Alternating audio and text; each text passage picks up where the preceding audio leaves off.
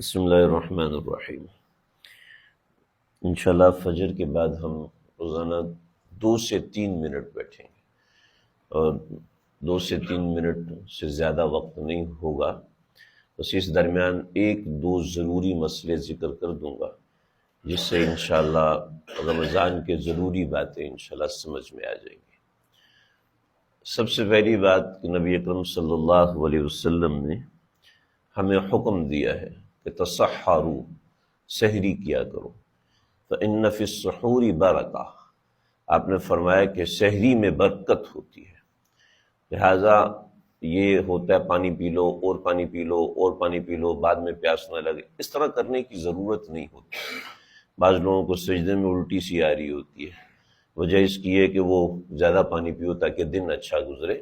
سحری اس لیے کرنی ہے کیونکہ اللہ کے نبی نے فرمایا، اور اس میں برکت ہوتی ہے، آپ دن میں محسوس کر سکتے ہیں۔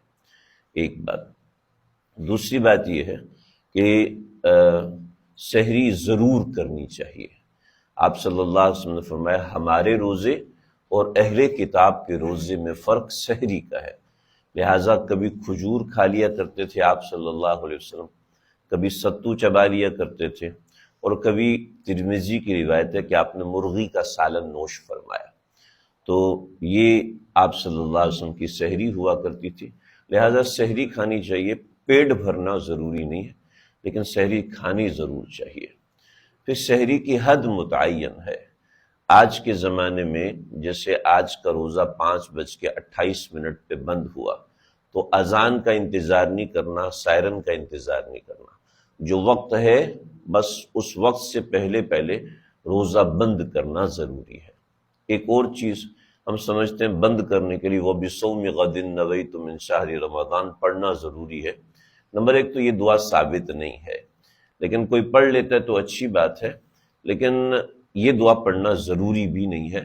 اگر پڑھ لیا تو اچھی بات ہے، لیکن یہ دعا لازمی نہیں، بس دل میں نیت ہو تو روزہ ہو جاتا ہے۔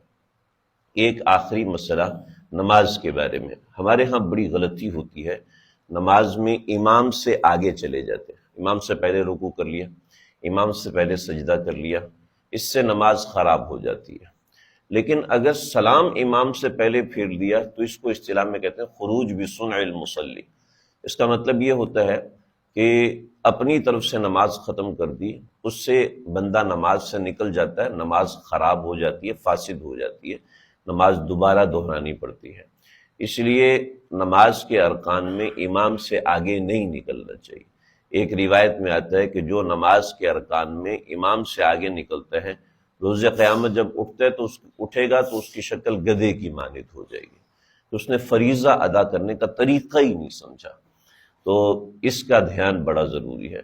چنانچہ امام کو ہدایت ہوتی ہے کہ وہ دوسرا سلام مختصر کرے، السلام علیکم ورحمۃ اللہ، بس۔ اگر امام یوں کہ السلام علیکم ورحمۃ اللہ لمبا کر دے اور کسی نے پہلے سلام پھیر دیا، اس بیچاری کی نماز چلی جاتی ہے۔ تو دوسرا سلام امام کے ذمے کہ وہ مختصر کرے اور آہستہ آواز میں کرے، اور مقتدی کی ذمہ داری ہے کہ سلام کے ختم ہونے کا انتظار کرے۔ اللہ سمجھنے کی